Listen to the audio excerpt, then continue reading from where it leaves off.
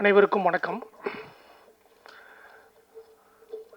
இந்த PK Rousey திரைப்பட விழாவில் முதல் முறையாக ஆவணப்படம் திரைப்படம் ஆகியோருக்கு விருது வழங்கப்படுகிறது. குறிப்பாக ஆவணப்படங்களுக்கு முக்கியத்துவம் கொடுத்து இந்த திரைப்பட விழா நடைபெறுகிறது. அது மற்றற்ற மகிழ்ச்சி. ஏன்னால் தமிழ்நாடு அரசு விருதில் கூட எதற்கெல்லாமோ விருது இருக்கிறது, விளம்பர படங்கள் உட்பட எல்லாமோ விருது. ஆனால் ஆவணப்படங்களுக்கு தமிழ்நாடு அரசு விருது கூட கிடையாது. குறிப்பாக எந்த விருதுமே தமிழ்நாட்டு அளவில் ஆவணப்படங்களுக்கு ஒரு மிகுந்த முக்கியத்துவத்தை கொடுப்பதாக இல்லை. அந்த நிலையில் இந்த திரைப்பட விழாவுக்கு இந்த திரைப்பட விழாவில் ஒரு 6 திரைப்படங்கள் ஒரு 30 நிமிடத்துக்கு உட்பட்ட டாக்குமெண்ட்ரி பிரிவில் வந்தது. அந்த பிரிவில் நான் மெலடி, இயக்குனர் லெனின் பாரதியாக மூவரும் சேர்ந்தோம். இந்த ஷார்ட் டாக்குமெண்ட்ரியில் எங்களுக்கு எந்த பிரச்சனையும் வரவில்லை. 5 நிமிடத்தில் வேலை முடிந்து விட்டது எங்களுடைய இருக்கு. ஏனென்றால் எங்களுடைய 3 பேருடைய சிந்தனையும் ஓரளவுக்கு ஒத்துப்போகக்கூடியதாக இருந்தது. நான் கொஞ்சம் எளிமையாக இருந்தால் கூட லெனின் பாரதி ரொம்ப நுட்பமாக கவனிக்கக்கூடியவர் ஆவணப்படங்களை. மெலடியும் அதே போல் மிகவும் நுட்பமாக படத்தை பார்த்து அதை ரீட் பண்ணுவதற்கு எங்களுடைய நீண்டகால டாக்குமெண்ட்ரி அனுபவம், பிகே ரோசி என்கிற திரைப்பட விழா பேரை தாங்கி இருக்கக்கூடிய அதனுடைய மதிப்பு, இப்படி பல விஷயங்கள் அதற்கு பின்னால் தேர்ந்தெடுக்கிறதுக்கு பின்னால் அதற்கு காரணமாக இருந்தது. அப்படிப்பட்ட இதில் நாங்கள் 3 படங்கள், ஒரு படமும் ஒரு மென்ஷன் அப்படிங்கிற ஸ்பெஷல் மென்ஷன் அப்படிங்கிறதுனால் அந்த ஸ்பெஷல் மென்ஷனில் நாங்கள் இன்னும் ஒரு படத்தை மட்டும் ஜூரிகள் விருப்பமான தேர்வு என்று ஒரு படத்தை தேர்வு செய்தோம். அதில் அந்த படத்தினுடைய அதாவது 3வது விருது பெறும் அந்த படத்தினுடைய சர்டிஃபிகேட் படம். அந்த படத்தினுடைய பெயர் தேசம் மறுத்த பறவைகள் அப்படிங்கிற படம். அது ஈழ அகதிகள் முகாமை பற்றிய ஒரு ஆவணப்படம். அந்த ஆவணப்படத்தை பொறுத்தவரை முக்கியமான விஷயம் என்னவென்றால், ஈழ அகதிகளை படம் எடுக்க அனுமதி கிடையாது. நீங்களோ நானும் போய் எடுக்கவே முடியாது. இப்போ பல பெர்மிஷன் இருக்கும். ஒன்று சொல்லப்போனால் எடுக்கவே முடியாது. அந்த கேம்புக்குள்ளே நீங்கள் நுழையவே முடியாது. எந்த பின்புலத்தில் அந்த படம் எடுக்கப்பட்டிருக்கு என்று எப்படி அவர்கள் அனுமதி பெற்று எடுத்தார்கள் என்று தெரியவில்லை. ஒருவேளை அங்கே இருக்கிறவர்களே எடுத்துக்காது இல்லை. இது ஒருவேளை வெளியே தெரிந்தால் கூட இது எப்படி எடுத்தீர்கள் என்று கேட்பதற்கான வாய்ப்பு இருக்கிறது. அந்த படத்தை பதிவு செய்ததற்காக அவங்களுடைய வாழ்க்கைகள், அவங்களுடைய பிரச்சனைகளை பதிவு செய்வதற்காக அவருடைய வாழ்வின் அடிப்படை கோரிக்கைகள் நிறைய அவர்களுக்கு இருக்கிறது. ரொம்ப எளிமையான கோரிக்கை, வாக்குரிமை இல்லாமல். அதில் படத்தில் பல விஷயங்களை பேசுகிறாங்க. ஒரு ஸ்போர்ட்ஸில் ஸ்டேட் லெவலில் கிரிக்கெட் வந்துட்டார். ஆனால் அவரால் அதுக்கு மேலே போக முடியாது. ஏன்னா அவருக்கு சர்டிஃபிகேட் இது இல்லை, ஓட்டர் ஐடி இல்லை. இந்த மாதிரி அவங்க எல்லா அகதி முகாமுக்குள்ளே வாழ்ந்து கொண்டே எல்லா திறமைகளையும் பெற்று முன்னாடி வராங்க. ஒரு அடிப்படை வாக்குரிமை இல்லாத இதனால் அவங்க மறுக்கப்படுறாங்க. அவங்க வாழ்க்கையை கேள்விக்குரியது. அந்த விஷயங்களை ஆழமாக விவாதித்ததற்காக அந்த படத்திற்கு அந்த விருது அனௌன்ஸ் பண்ணுவோம். வர்றாங்களா அப்புறமா இல்லை அவங்க வர்றாங்களா இல்லை முடிச்சு மொத்தமாக எல்லாத்தையும் சொல்லிடுவோம். இல்லை இப்போ ஃபர்ஸ்ட் இது மட்டும் அனௌன்ஸ் பண்ணுறேன். ஷார்ட் டாக்குமெண்ட்ரி பெற்றது மட்டும் அனௌன்ஸ் பண்ண சொல்கிறாங்க. முதல் பரிசு பெற்ற டாக்குமெண்ட்ரி ஒரு கன்னட ஆவணப்படம், சாங் ஆஃப் கேட்டோ அப்படிங்கிற ஆவணப்படம்.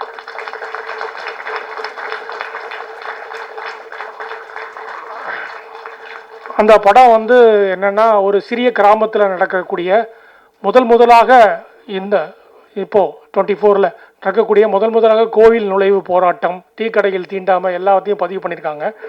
அது அங்கே இருக்கிற சாதி பாகுபாட்டை அவங்க அம்பலப்படுத்தி அந்த படத்தை எடுத்திருக்காங்க. அது எந்த பின்புலமும் இல்லாமல் ஒரு சாதாரண கேமரா வச்சு அவங்க எடுத்துருக்குறாங்க. இதில் ரொம்ப முக்கியமான விஷயம் என்னென்னா, இப்போது சாம்சங் தொழிலாளரை பற்றி ஒரு படம் இருக்கும், அதுக்கும் நாங்கள் பரிசு கொடுத்துருக்குறோம்.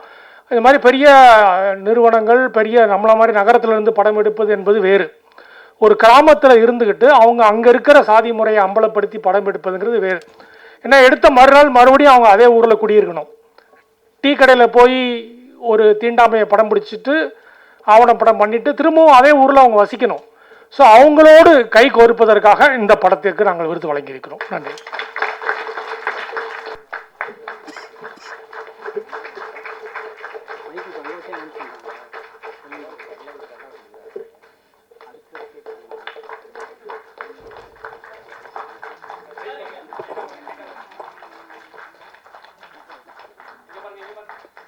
ஒரு பெரிய கைத்தட்டல் கொடுக்கலாம்னு நினைக்கிறேன்.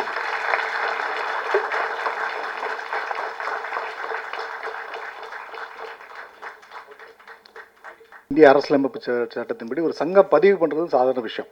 அந்த சங்க பதிவுக்காக எவ்வளோ பெரிய போராட்டம் நிகழ்ந்தது, அந்த எவ்வளோ அடக்குமுறைகள் நடந்தது, அதெல்லாம் தாண்டி வந்து அந்த சங்கத்தை பதிவு பண்ணுறதை வந்து ஆவணப்படுத்தியிருந்தாங்க. அந்த வகையில் வந்து அதற்கு வந்து சிறப்பு விருது தரோம் அந்த ஷார்ட் டாக்குமெண்ட்ரி.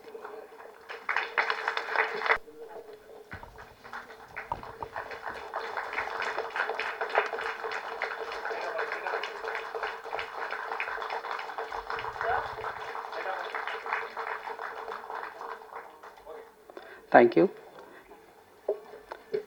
பறவைகள் இந்த விருதை பெறுபவர்கள் ரொம்ப முக்கியமான ஒரு ஆவணப்படம் இது. இன்னுமே கூட அகதிகளாக வந்துட்டு இந்த நாட்டில் அவங்களோட நிலைமை என்னவா இருக்குது அப்படின்றத ரொம்ப ஆழமாக பதிச்ச ஒரு ஆவணப்படம். குழுவினர்களுக்கு வாழ்த்துக்கள். மேலே வாங்க.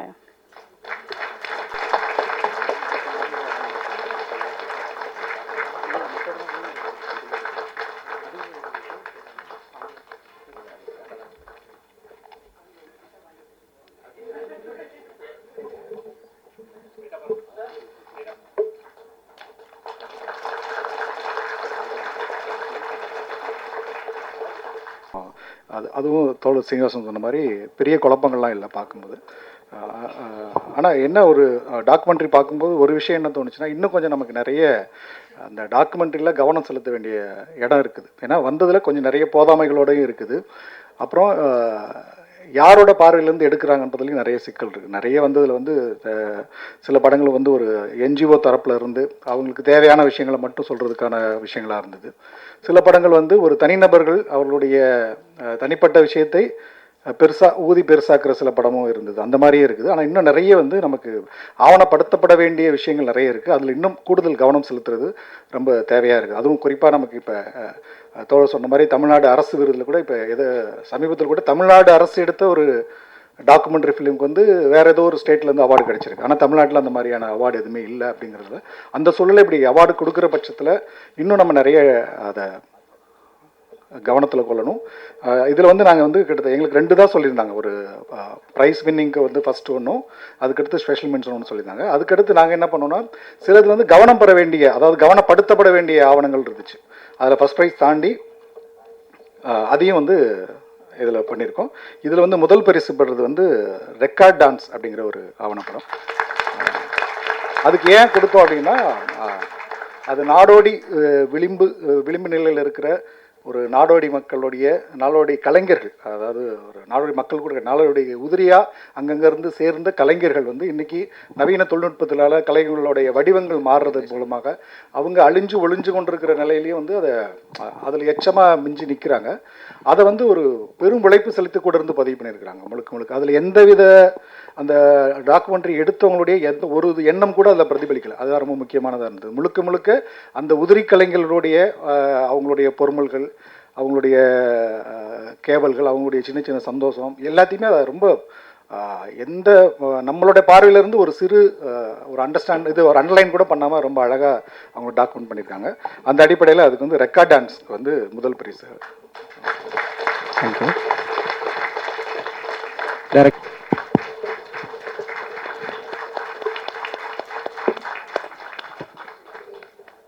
Thank you so much. உங்கள் எல்லாருக்கும் தெரியும், அது வந்து இந்திய வரலாற்றிலேயே ஒரு அழிக்க முடியாத ஒரு கரை. அது வந்து அதில் வெற்றி பெற்றதுங்கிறது ஒரு சாதாரணமான விஷயம் அல்ல. அந்த பழங்குடி மக்களோடு இணைந்து கட்சியும் இடதுசாரி தோழர்களும் கடும் போராட்டம், அந்த போராட்டத்தை முறையாக சிறப்பாக தொகுத்து வழங்கியிருக்கிறார்கள். அது உண்மையிலே ஒரு நெஞ்சை பதற வைக்கக்கூடிய ஒரு ஆவணப்படமாக இருந்தது. உங்களுக்கு வாழ்த்துக்கள்.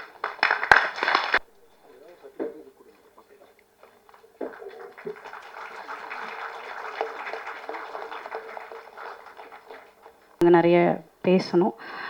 அதெல்லாம் தாண்டி இந்த படம் வந்து தன்னை தானே அது வந்து இந்த இடத்தை வந்து எடுத்துக்கொண்டது அப்படின்றது தான். Jury mention in long documentary கதை போல மழையை போல வெயில போல. Director Vivek P. குழுவினர்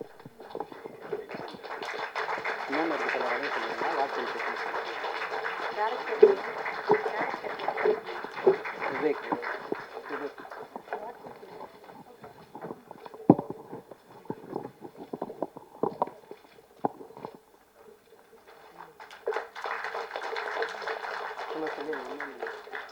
சொல்லலாம் அப்படின்ட்டு நாங்கள் 3 பேருமே சேர்ந்து இந்த முடிவை எடுத்தோம். அதில் இந்த நிலப்பரப்புலேருந்து வரக்கூடிய கதை அப்படின்றது வந்து ரொம்ப முக்கியமானது. இப்போது இந்திய சூழ்நிலையில் நடந்துட்டுருக்கிற இந்த ஒன்றிய அரசின் கீழே என்னென்னலாம் நடந்துட்டுருக்கு அப்படின்றதுலேருந்து இந்த சமூகத்திலேருந்து வர ஒரு கதை அப்படின்றது எவ்வளோ இம்பார்ட்டன்ட். ஆல்சோ ஒரு ஃபீமேல் ஓரியன்டாக அவங்க சொல்ல வந்த ஒரு சின்ன விஷயங்கள், அவங்களுடைய கதைகளை நம்ம பார்க்க வேண்டிய பார்வைகள் அப்படின்ற அடிப்படையில் jury mention to what will people say from Ahmedabad இருந்தது. ஏழுமே பார்த்தோம், நான் ஷான் வர்ஷா பார்த்தோம். ஸோ அதில் வந்து நிறைய கன்ஃபியூஷன்ஸ் இருந்துச்சு. அதை ஃபிக்ஸ் பண்ணுறதுலையுமே நிறைய இது இருந்தது. பட் ஓவராலாக அதை ஒரு ஃபைனலாக பண்ணும்போது இந்த ஆல்டர் எக்கோ ஒரு Bengal short fiction directed by Santanu Biswas. ஒவ்வொரு தனி மனுஷனும் அவனோட லைஃப்குள்ளே இருக்க சவுண்டை, அவனோட சவுண்ட் வந்து அவனோட லைஃப்குள்ளே எவ்வளோ இம்பார்ட்டண்ட்டாக இருக்குது, அது என்ன மாதிரியான ஒரு ப்ளே பண்ணுது அப்படின்ற ஒரு விஷயத்த வந்து ரொம்ப பயங்கர ப்ரொஃபஷ்னலாக ரொம்ப சூப்பராக ஒர்க் பண்ணியிருந்தாங்க. அண்ட் அதுதான் வின்னர் அப்படின்னு சொல்லுவேன். ஓகே, டீம் வந்துட்டு இருக்காங்க. So we can move to next award. Short fiction special மென். 3 பேருக்குமே பிடிச்சிருந்த படம் அது. டியர் 202. இது வந்து நம்ம எல்லாருமே அனுபவித்த அந்த லாக்டவுன் பீரியடில் நம்ம அனுபவித்த ஒரு விஷயத்த ரொம்ப அழகாக நாங்கள் உட்காரும் போதே இது பயங்கர ஹார்ட் ஹீட்டிங்கான படங்கள் 7 படம் பார்க்க போகிறோம்னு நினச்சோம். ஆனால் எடுத்த படமே கமர்ஷியல் வேல்யூ சொல்கிறத விட ரொம்ப என்கேஜிங்காக வந்து இருந்தது இந்த படம். அதே நேரத்தில் ஒரு விஷயம் குறிப்பிட்டு சொல்கிறது என்னென்னா, நாங்கள் பார்த்த 7 படங்கள் பெங்காலி, இப்போ டியர் 202 மராட்டி ஷார்ட் ஃபிலிம் இது, அப்புறம் மலையாளம் இதெல்லாம் பார்த்தோம். ஒரு சின்ன விஷயம் என்னென்னா, நம்ம 7ல் ஒரு தமிழ் ஷார்ட் ஃபிலிம் இருந்துச்சு. இந்த மற்ற 6 திரைப்படங்கள் அந்த மெனக்கெடல் அவங்க எடுத்துக்கிட்ட விஷயம், நாங்கள் இன்னும் 1-2 தமிழ் ஷார்ட் ஃபிலிம் எதிர்பார்த்தோம். ஆனால் ஒன்று தான் இருந்துச்சு. இன்னும் நம்ம அடுத்தடுத்த வருடங்களில் வந்து நிறைய தமிழ் ஷார்ட் ஃபிலிம்ஸ் வந்து பார்க்கணும். ஏன்னா பிகே ரோசிங்கிறது நம்ம நடத்துகிற இடத்துல வந்து ஒன்று தான் கலந்துக்கிறப்போ ஒரு சின்ன வருத்தம் இருந்துச்சு. ஆனால் இன்னும் பெட்டர்மெண்ட்டாகவும் நம்ம இன்னும் போக வேண்டிய இடம் நிறையா இருக்குங்கிறது அந்த 6 ஷார்ட் ஃபிலிம் எங்களுக்கு வந்து சொல்லிச்சு. அதனால் அடுத்த வருடங்களில் வந்து நிறையா அந்த ஷார்ட் ஃபிலிமை நம்ம நிறைய கதைகள் இருக்குது, அந்த கதைகளை கொண்டு வரணுங்கிற ஒரு வேண்டுகோள் வச்சு டியர் 202 ஸ்பெஷல் மென்ஷன். டியர் 202 படத்தின் குழுவினரை அன்போடு மேடம்.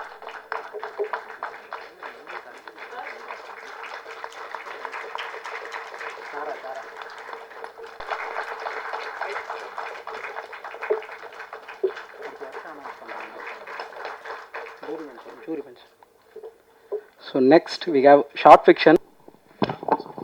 செக். யா, எல்லாருக்கும் வணக்கம். நான் ஷான் ஃப்ராங்க்லின் 3 பேரும் 7 படங்கள் பார்த்தோம். We were pleasantly surprised. எங்களுக்கு ஏன் இவ்வளோ ஆர்கியூமெண்ட் நடந்துச்சுன்னா எல்லா படங்களுமே அவ்வளோ நல்லா இருந்துச்சு. Quality wise, technical brilliance, writing, எல்லாமே it was really top notch. Dear 202, it was very well crafted. Tara had very wonderful casting and it was such good writing. Alter Echoல sound design ரொம்ப அழகா இருந்துச்சு. களவு வந்து actually it was my personal favorite. It had really good writing, performances எல்லாமே அவ்வளோ நீட்டாக இருந்துச்சு. I can really see that the director is going to make a great film that someday. கருவாடு வந்து ஒரு லைஃப் ஸ்டைல் அழகாக கேப்சர் பண்ணியிருந்தாங்க. we're completely fine was an entirely dialogue driven film. ஆனாலும் அது வந்து ரொம்ப அழகாக ஹுக் பண்ணுற மாதிரி எழுதியிருந்தாங்க. Hills don't dance was also like something that we really enjoyed. ஆனால் எங்களுக்கு அருண் சொல்லிட்டாரு ஒரு அவார்டு ஒரு ஸ்பெஷல் மென்ஷன் தான் கொடுக்கணும்னு, அதனால அதை அகாமடேட் பண்ண முடியல. The special mention jury goes to the actor of Tara சியாமலர்சி. தாரா படத்தின் குழுவினரை அன்போடு மேடை.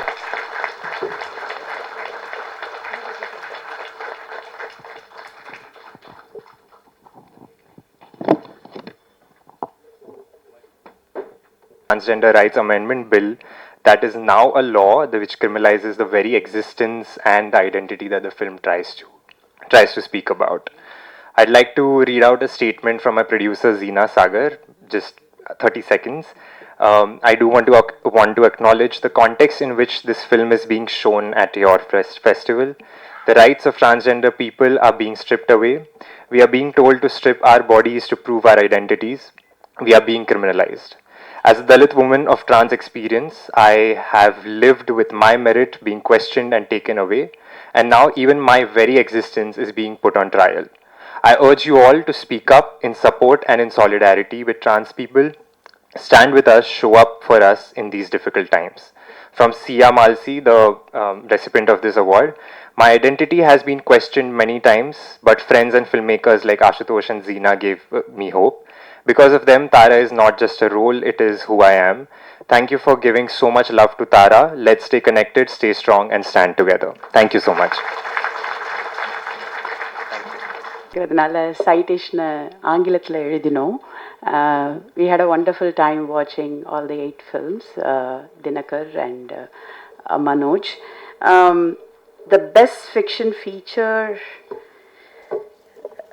at the PK Rossi Film Festival, the jury awards it to Shape of Momo.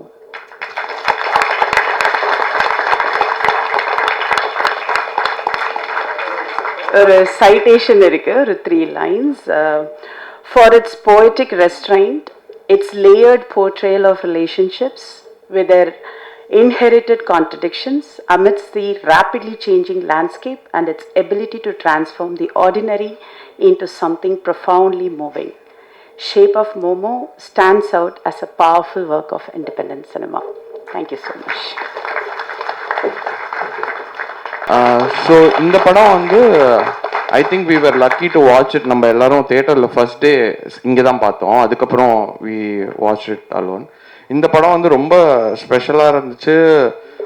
Craft wise அதில் வந்து ஒரு பயங்கரமான ஒரு மெடிடேட்டிவ் ஸ்டேட்டுக்கு கூட்டு போச்சு. பட் அது வந்து பேசின விஷயங்கள் ரொம்ப ஸ்ட்ராங்காக இருந்துச்சு. ஒரு அர்பன் டிஸ்பிளேஸ்மெண்ட், ஒரு ரூரல் டிஸ்பிளேஸ்மெண்ட்னால நடக்கிற ஒரு ஆள் அண்ட் அவனோட செக்ஷுவாலிட்டியில் அவன் ஊருக்கு போகும்போது அவங்க அப்பா டெத்துக்கு வந்து அதை வந்து அவன் வந்து although his parents know about it, அவனுக்கு வந்து அங்கே ஒரு 10 days ஸ்பெண்ட் பண்ண வேண்டியது இருக்குது அந்த ரிச்சுவலில். ஸோ அந்த ரொம்ப இன்ட்ரெஸ்டிங்காக இருந்துச்சு. ஒரு ரூரல் லேண்ட்ஸ்கேப்பில் இந்த கேர் அண்ட் ஹீலிங் நடக்கிறது அண்ட் ஒரு ரொம்ப interesting layered look on masculinity for the first time ஒரு படம் ப்ரெசென்ட் பண்ணியிருக்கு. அதை பார்க்கும்போது ரொம்ப அழகாகவும் மெடிடேட்டிவாகவும் இருந்துச்சு. ஸோ இந்த படத்துக்கு jury mention fiction award. Thank you so much. Film கொடுக்க முடியல. ஸோ 2 ஜூரி வந்து அவங்களுக்கு ஒரு பெர்ஸ்பெக்டிவ் இருந்தது. அதுவும் எனக்கு பிடிச்ச படம் தான். ஷேப் ஆஃப் மோமோவும் ரொம்ப பிடிச்ச படம். நேற்று நைட்டு லாஸ்ட்டாக தான் இந்த ஷேடோ பாக்ஸ் அப்படிங்கிற படம் பார்த்தேன் நான். எனக்கு ரொம்ப என்னை எமோஷனலாக ரொம்ப மூவ் பண்ண ஒரு படமாக இருந்துச்சு. பார்த்த படங்களில் எனக்கு ரொம்ப ரொம்ப பிடிச்ச படம். அஃப்கோர்ஸ் ஷேப் ஆஃப் மோமோக்கு ஈக்குவலாக அதை விட கொஞ்சமும் எனக்கு பர்சனலாக ரொம்ப கனெக்ட் பண்ண படமாக இருந்தது. நிறைய பேர் பார்த்துருப்பீங்க. அது ஒரு மென்டலி சேலஞ்சான ஒரு ஹஸ்பண்டு, அவரை எப்படி அந்த ஒரு ஸ்கூல் படிக்கிற ஒரு பையன் அப்பாவை, அந்த மாதிரி இருக்க ஒரு அப்பாவை மற்றவங்க எல்லாரும் டீஸ் பண்ணும்போது அதை எப்படி அவன் டாலரேட் பண்ணுறான், குடும்பத்தை எதிர்த்து அவரை கல்யாணம் பண்ணிக்கிட்ட அந்த பெண், அவங்க எப்படி ஒர்க் பிளேஸ்லேயும் சரி, அவங்க ஓன் ஃபேமிலி, அவங்க அப்பா அம்மா தம்பி அவங்க முன்னாடி இந்த டிசிஷனுக்காக அவங்க என்னென்ன சேலஞ்சஸ் ஃபேஸ் பண்ணுறாங்க அப்படிங்கிறதும். இத்தனைக்கும் அவருக்கு மென்டல் சேலஞ்ச் நடந்தது அப்படிங்கிறது பார்த்தீங்கன்னா மிலிட்ரியில் இருக்கும்போது அது என்னென்னு ரீசன் இந்த படத்தில் சொல்லலை. ஒரு ஸ்டேட்டுக்காக ஒர்க் பண்ணும்போது நடக்கிற ஒரு விஷயம் அப்படியே அந்த லைஃப் அபண்டன் பண்ணி விட்டுடுறாங்க. அவர் இங்கே வந்து எல்லாரும் முன்னாடியும் வந்து எல்லாரும் அவரை அவமானப்படுத்திக்கிட்டு ஒரு ஒரு அந்த மொத்த படமே ஒரு சிதைவு தான் அந்த படம். கடைசியாக அந்த பையனாச்சும் ஒரு அடுத்த லைஃப், ஒரு பெட்டரான லைஃப்குள்ளே போவாங்களா அப்படின்னு பார்த்தா அப்படியும் இல்லை. அவன் அது இந்த அப்பாவை டீஸ் பண்ணி அங்கே நடக்கிற குழப்பங்களால் அவன் ஸ்கூல் கூட போக முடியாமல் ஒரு பாழடைஞ்ச பில்டிங்கில் அவன் நின்றுட்டு இருக்க மாதிரி அந்த படம் முடியுது. எனக்கு ரொம்ப பிடிச்சிருந்த ஒரு படம் அது. ஸோ அது வந்து ஸ்பெஷல் மென்ஷனில் அந்த படம் இது பண்ணுறோம். அதோடு சேர்ந்து இன்னொரு இன்ட்ரெஸ்டிங்கான ஃபில்ம் வந்து SRFT ஸ்டூடெண்ட் பண்ணியிருந்தாங்க. கொக்கோக் அப்படின்னு சொல்லிட்டு ஒரு 62 மினிட் தான் அந்த ஃபில்மு. அது எனக்கு பார்த்தப்போ ரொம்ப நரேட்டிவாக ஒரு கதையை கரெக்டாக சொல்லி முடிக்கிற அந்த மாதிரி சென்ஸில் இல்லாமல் இமேஜ் சவுண்டு அந்த மாதிரியான ஒரு விஷயத்தை ரொம்ப எக்ஸ்ப்ரெஷனாக பயங்கரமாக செம்ம கன்விக்ஷனோட ரொம்ப அமேஸ் பண்ண ஒரு படமாக இருந்தது. எனக்கு ரொம்ப பிடிச்ச இப்போ கியர்மோ டெல் டோரோவோ இல்லை டிம் பர்ட்டன்லாம் அவங்களோட ஸ்டூடெண்ட் டைமில் ஃபில்ம் பண்ணியிருந்தா இப்படி தான் பண்ணியிருப்பாங்க அப்படிங்கிற மாதிரி எனக்கு தோணுச்சு அந்த படம். ரொம்ப மினிமலான ஒரு பட்ஜெட்டில் இப்படி இவ்வளோ ஒரு வாஸ்டான ஒரு ட்ரீமை அதை இமேஜுக்குள்ளே அக்கம்ப்ளிஷ் பண்ணுற ஒரு விஷயம் வந்து எனக்கு பயங்கரமாக பிடிச்சிருந்தது. எனக்கு பர்சனலாக இந்த ஃபிலிம் ஃபெஸ்டிவல் அட்டன் பண்ணுறது ஜூரியாக இதுதான் ஃபஸ்ட் டைம் நான் அட்டன் பண்ணுறேன். இவங்க லீனாவோட அகெயின் மனோஜ் அவங்க ஃபிலிம் பார்க்குறது, அவங்களோட பெர்ஸ்பெக்டிவ் அதை புரிஞ்சுக்கிறது ரொம்ப மகிழ்ச்சியாக இருந்தது. அண்ட் ஃபிலிம் ஃபெஸ்டிவல் அகெயின் இங்கே ஃபஸ்ட்டு டாக்குமெண்ட்ரிஸ்லாம் நிறைய காலேஜ் ஸ்டூடெண்ட்ஸ் அவங்க ரொம்ப எந்தூசியத்தோடு வந்து இது பண்ணது அப்படிங்கிறது எனக்கு நாங்கள் காலேஜ் டைமில் நான் ரஞ்சித்தோடு தான் first Chennai film festival attend பண்ணுறேன். காலேஜ் முடிச்சதுக்கப்புறம் நினைக்கிறேன்.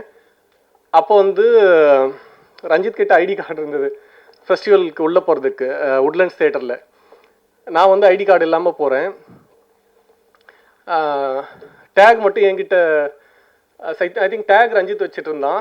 ஐடி கார்டு வந்து என்கிட்ட கொடுத்து நீ உள்ளே போயிட்டு டாய்லெட்டில் போட்டிருக்காட அப்படின்ற மாதிரி சொல்லி அவன் ஷேர் பண்ணியிருந்தான். நான் போய் டாய்லெட்டில் எதுக்கு போட சொல்கிறான்னு தெரியல, சுற்றி பார்த்துட்டு டாய்லெட்லேயே போட்டுட்டு வந்துட்டேன். அப்புறம் உள்ளே வர முடியல அவனால். என்னடா பண்ண, ஐடி கார்டு எங்கே, கார்டு எங்கடான்னு கேட்குறாங்க. டாய்லெட்டில் போட சொன்னால் நான் போட்டேன்டா அப்படின்றேன். ஆக்சுவலாக அவன் என்ன சொல்லியிருக்கான், டாய்லெட் விண்டோ வழியாக வெளியில் போட சொல்லியிருக்கான். நான் திரும்ப போயிட்டு அதை எடுத்துகிட்டு வந்து அந்த சைடில் த்ரோ பண்ணி அப்படி வந்து ஃபஸ்ட்டு ஃபெஸ்டிவலுங்கிறது அதுதான் எனக்கு உட்லண்ட்ஸ் தேட்டரில் பார்த்த ஞாபகம் இருக்குது. நான் அந்த ஐடி கார்ட்ஸ் அந்த மாதிரிலாம் இல்லாமல் எல்லாரையுமே இன்வைட் பண்ணி நம்ம நம்புகிற ஒரு பொலிட்டிக்கல் கன்விக்ஷனோட ஒரு ஃபிலிம் ஃபெஸ்டிவலை ஹோஸ்ட் பண்ணி ஒரு சோஷியலாக வேல்யூ க்ரியேட் பண்ணுறது அப்படிங்கிறது வந்து ரொம்ப மகிழ்ச்சியாக இருக்குது. இல்லை பார்ட்டிசிபேட் பண்ண எல்லா film makers and technicians and audience எல்லாருக்குமே வந்து ரொம்ப நன்றி, மகிழ்ச்சி. நன்றி.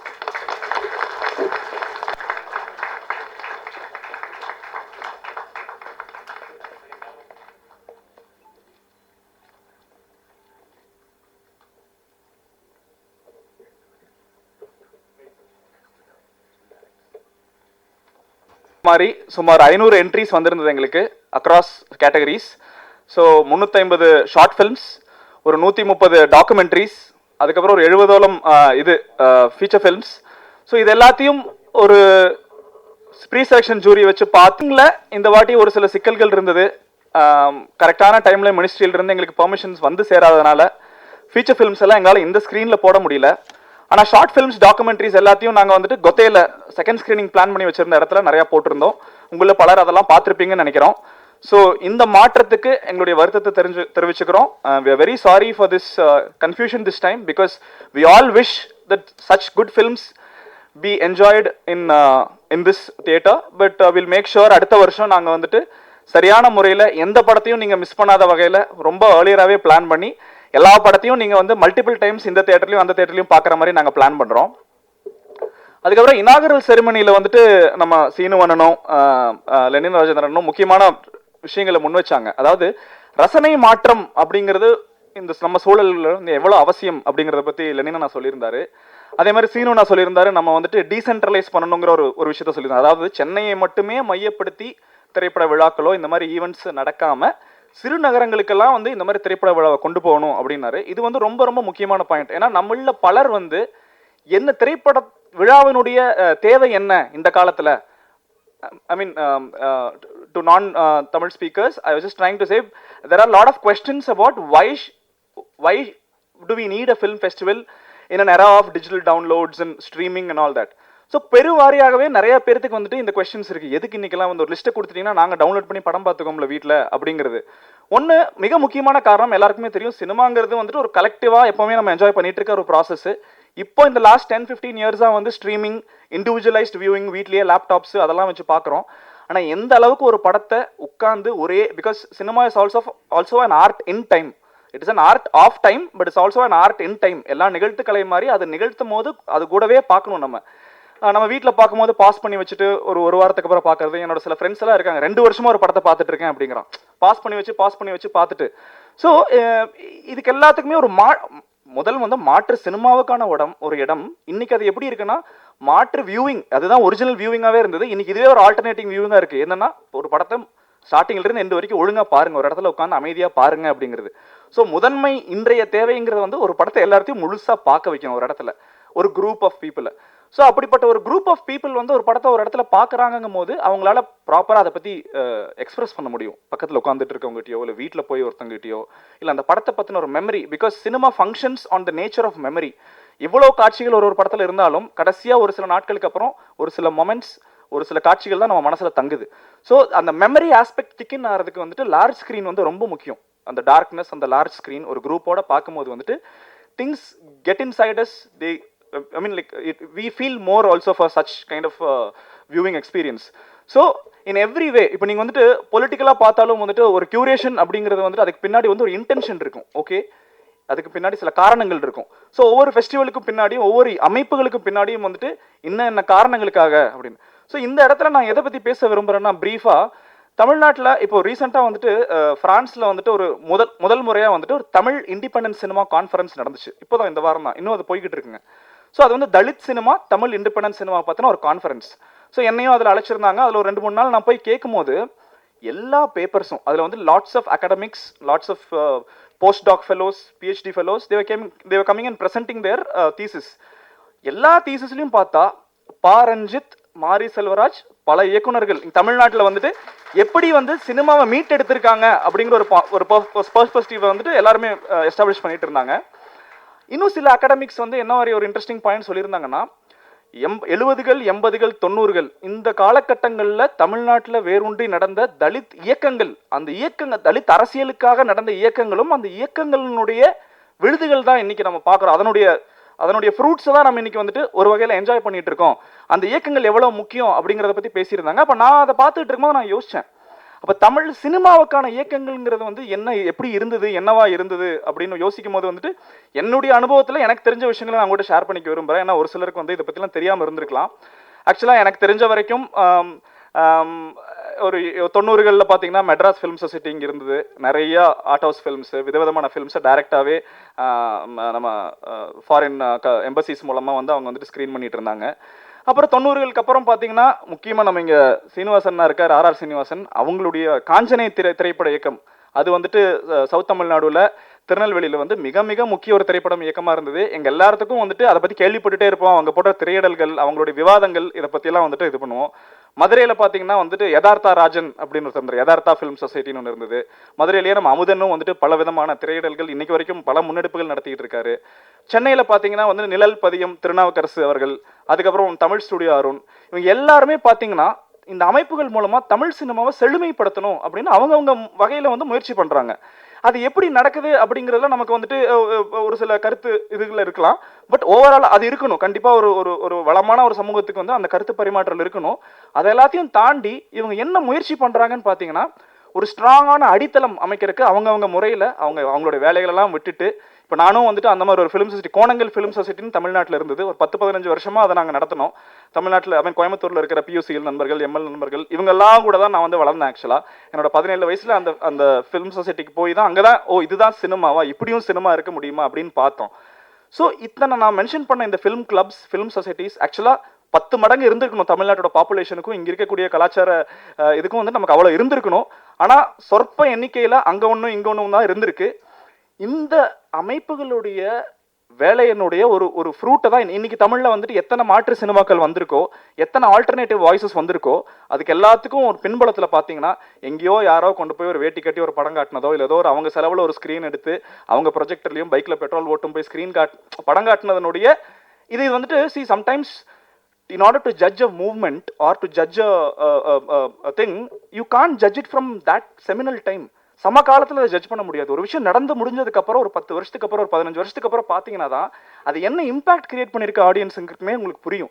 ஸோ அதே மாதிரி தான் இந்த இப்போ நடந்துகிட்டு இருக்க இந்த PKROC ஃபெஸ்டிவல், இப்போ நாங்கள் பண்ணிட்டு இருக்கிற ஸ்க்ரீனிங்ஸ்க்கெல்லாம் உடனே வந்து இது எதுக்கு என்னன்னு சில பேருக்கெல்லாம் கேள்வி இருந்தால் உங்களுக்கு இப்போ தெரியாது.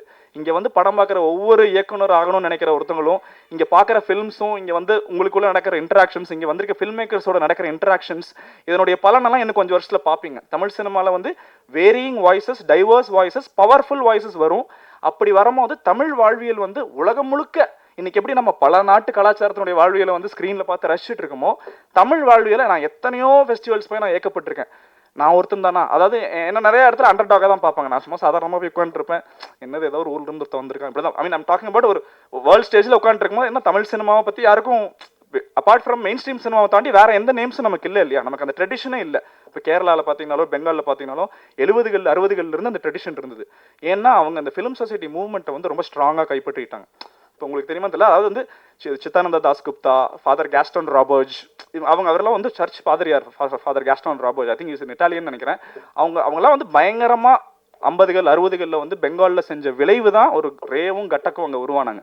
அந்த மாதிரி வந்து கேரளாலையும் சரி, கேரளாவில் எத்தனையோ பேர் சரச்சந்திரன், நம்ம ஆர் சீனிவாசனுக்குலாம் நல்லா தெரியும், அவங்களோடலாம் ரொம்ப க்ளோஸாக அவங்க ஒர்க் பண்ணியிருக்காங்க. சரச்சந்திரன் மாதிரியான போராளிகள், ஒரு ஜான் அப்ரஹாம் மாதிரியான போராளிகள், ஒரு விப்ஜிஆர், அதில் வந்துட்டு ஃபாதர் பெனடிக்ட், இவங்க எல்லாருமே தான் எங்களுக்கு இன்ஸ்பிரேஷன். நாங்கள் வந்துட்டு சிறுநகரிலிருந்து படம் பார்க்க வர்றவங்களுக்கு சென்னையில் யாரும் எங்களுக்கு படம் காட்டல. இன்றைக்கி நாங்கள் காட்டுறோம், பிகே ரோசி காட்டுது இன்றைக்கி சென்னையில் உங்கள் எல்லாத்துக்கும் படம். ஆனால் நாங்கள் ஊரில் உட்காந்துட்டு இருக்கும் போது வந்துட்டு என்ன படங்கள் பார்க்கணும், என்ன டேரக்டர்ஸை ஃபாலோ பண்ணணும், சினிமாவை எப்படி மாற்று சினிமாவை எப்படி வந்து இது பண்ணணுன்றக்கா எங்களுக்கு யாரும் காட்டல. அதுக்காக நாங்கள் சும்மா உட்காந்துட்டு இதுதான் எங்களுக்கு சினிமா, இதுக்கு அப்படி நினைக்கல. எங்கே யார் காட்டினாங்களோ அங்கே போய் படங்கள் பார்த்தோம். ஸோ அப்படி படங்கள் பார்க்க இந்த தன்னுடைய வேலைகளை எல்லாம் விட்டுட்டு, தன்னுடைய இதெல்லாம் விட்டுட்டு மற்ற இந்த இயக்கங்களுக்காக வேலை செய்கிறவங்க மேலே எனக்கு எப்போவுமே பெரிய மரியாதை இருக்குது. அதே நேரம் நான் இப்போ நம்ம ஆரம்பத்தில் எல்லாத்த மாதிரியும் வந்து ஃபிலிம் ஃபெஸ்டிவல்ஸ்க்கு படம் பார்க்க போயிட்டு இருந்தோம். அதுக்கப்புறம் நம்ம படங்கள் எடுக்கும் போது கெஸ்ட்டாக போவோம். ஒரு 2 படம்லாம் எடுத்துட்டு இவங்க, ஏன்னா எனக்கு ஃபிலிம் ஆக்டிவிசம் ரொம்ப பிடிக்கும். ஏன்னா அந்த ரசனை மாற்றம்ங்கிறது ஃபிலிம் ஆக்டிவிசம் மூலமாக தான் வரும் அப்படின்னு நான் நம்புகிறேன். ஸோ நம்ம வந்துட்டு ஒரு ஜூரியாக போகும்போது எனக்கு வந்துட்டு ஓகே, ஒரு படத்தை ஜட்ஜ் பண்ணுறதுல எவ்வளோ சிக்கல்கள் இருக்குது. ஏன்னா வெளியில் என்னோட இண்டிவிஜுவல் ஒப்பீனியனை சொல்லிட்டு போயிடுவேன். ஆனால் ஒரு இன்னொரு 2-3 பேர்த்துக்கிட்ட அதை நியாயப்படுத்தணுங்கும் போது அவங்க சொல்கிற வாதங்களும் வந்துட்டு நமக்கு வந்து சில நேரங்களில் வந்துட்டு கரெக்டாக போடும். ஆனால் எனக்கு தோன்றது அப்போ என்ன அப்படிங்கும் போது வந்து அங்கே ஒரு விஷயம் நம்ம கற்றுப்போம். அப்போது ஜூரியாக போகிறப்போ கூட எனக்கு இது புரியல. ஆனால் நமக்கு ஒரு பொறுப்பு கொடுத்து ஒரு ஃபிலிம் ஃபெஸ்டிவல் நடத்தணும்னு சொல்லும் போது தான் எத்தனை குழுக்களோட நம்ம கோஆர்டினேட் பண்ண வேண்டியது இருக்குது, எத்தனை பொறுப்புணர்ச்சி இருக்குது. ஏன்னா என்னுடைய இண்டிவிஜுவல் டேஸ்ட்டுக்காகவோ இங்கே இன்னும் ஒரு பர்டிகுலர் ஆளுடைய இண்டிவிஜுவல் டேஸ்ட்டுக்காகவோ நம்ம கியூரேட் பண்ண முடியாது. இந்த அமைப்பு, இதனுடைய அரசியல், இது இதோட பின்புலம் எதை நோக்கி நாங்கள் பயணம் பண்ணிட்டு இருக்கோம், அது எல்லாத்துக்கும் சேர்ந்து ஒட்டுமொத்தமாக தான் நம்ம வந்துட்டு நம்மளோட ஒப்பீனியன்ஸையும் நம்மளுடைய தேர்வுகளையும் செய்ய வேண்டியதாக இருக்குது. ஸோ அந்த வகையில் இதனுடைய பொறுப்பை நான் இன்னும் ஜாஸ்தியாக உணர்றேன். போன வருஷமும் இந்த வருஷமும் எனக்கு இவங்க கூப்பிட்டு இந்த பொறுப்பை கொடுத்ததில் வந்துட்டு இதில் நம்ம தட்டி முட்டி கொஞ்சம் கொஞ்சமாக நான் வந்து ட்ரை பண்ணி என்ன பண்ண முடியுமோ பண்ணியிருக்கோம் இந்த வாட்டி. பட் அடுத்த வாட்டி இன்னும் மிக சிறந்த ஒரு திரைப்பட விழாவை உங்களுக்கு முன்னாடி கொண்டு வந்து வைக்கணும். ப்ளஸ் இந்த வாட்டியே பார்த்தீங்கன்னா ஈவினிங் செஷன்ஸ் ரொம்ப இன்ட்ரெஸ்டிங்கான செஷன்ஸ் எல்லாம் இருந்தது. பேனல்ஸ், செலீன் லூப்னு ஒரு ஃப்ரெஞ்ச் பெல்ஜியன் ப்ரொடியூசர் வந்து கோப்ரொடக்ஷன்ஸ் பற்றி பேசினாங்க. அவங்க பார்த்தீங்கன்னா 4-5 கோப்ரொடக்ஷன் ஃபிலிம்ஸ் இந்தியாவில் பண்ணி அந்த படத்தை எல்லாத்தையும் in they're own way they're all successful films. அவங்க வந்து அவங்களோட எக்ஸ்பீரியன்ஸஸ் ஷேர் பண்ணாங்க. அதுக்கப்புறம் வந்து வி ஹேட் சினிபோலிஸ்னுடைய சிஇஓ மயாங்க், அவர் வந்து ஷேர் பண்ணார். We had writers like Kunjith, Paatal லோக்கோட ரைட்டர், அவர் வந்து அவரோட எக்ஸ்பீரியன்ஸ் ஷேர் பண்ணார். தமிழ் பிரபா, அவர் வந்து அவருடைய 2 பேனலில் அவரோட எக்ஸ்பீரியன்ஸை ஷேர் பண்ணாங்க. We had new Tamil film makers from last year, நிறையா வெற்றிகளை கொடுத்த அந்த தமிழ் ஃபில்ம் மேக்கர்ஸ் வந்து அவங்களோட எக்ஸ்பீரியன்ஸை ஷேர் பண்ணாங்க. So these are all foundational sessions. நாங்கள் அதான் பார்க்குறோம் இந்த வருஷம் வந்து certain foundational sessions as to how co production works, அதில் என்னென்னலாம் வந்து பாசிபிலிட்டிஸ் இருக்குது, டிஸ்ட்ரிபியூஷன், ஃபினான்சிங் அண்ட் ப்ரொடக்ஷன், இதெல்லாமே எப்படி they're all connected and how you need to start thinking and seeing these things are connected entities and ஆரம்பத்திலிருந்து எப்படி இதுக்கெல்லாம் plan பண்ணணும், இந்த மாதிரி செஷன்ஸ் எல்லாம் இருந்துச்சு. அடுத்த வருஷம் இது இன்னும் எக்ஸ்பேண்டடாக இன்னொரு பெட்டர் வேல ப்ராப்பராக ஒரு மார்க்கெட்டையும் உங்ககிட்ட கொண்டு வரணும். இங்கே இருக்க யங் ஃபில்ம் மேக்கர்ஸையும் யூரோப்பில் இருக்க ப்ரொடியூசர்ஸையும் உலகத்தில் எங்கே என்ன ப்ரொடியூசர்ஸ் இருக்காங்களோ அவங்க எல்லாத்தையும் உங்களோட கனெக்ட் பண்ணணும் முடிஞ்ச அளவுக்கு அப்படிங்கிறது எங்களுடைய முயற்சியாக இருக்கும். அண்ட் அதனுடைய நியூஸ் எல்லாம் நீங்கள் கேள்விப்படுவீங்க அடுத்தடுத்து. அண்ட் இதை நோக்கி தான் நாங்கள் பயணம் பண்ண விரும்புகிறோம். அதாவது வந்து நீங்கள் முன்னாடி சொன்ன அந்த ரசனை மாற்றத்திற்காகவும் இங்கே ஒவ்வொருத்தருக்கும் அவங்களுடைய வாய்ஸஸ் கண்டிப்பாக கேட்கப்படணும்னா அதுக்கு தேவையான ரிசோர்ஸஸும் அதுக்கு தேவையான சப்போர்ட்டையும் செய்கிறதுக்கு நீலம் அமைப்பும் இங்கே இருக்க சினிமா ரசிகர்கள் எல்லாருமே நாங்கள் வந்துட்டு கூட நிற்கிறோம். ஸோ ப்ளீஸ் அடுத்த வருஷம் எல்லாருமே நீங்கள் ஜாஸ்தியாக வந்து come support of festival, watch all the good films and once again sorry for the minor inconveniences caused this time. So thank you so much.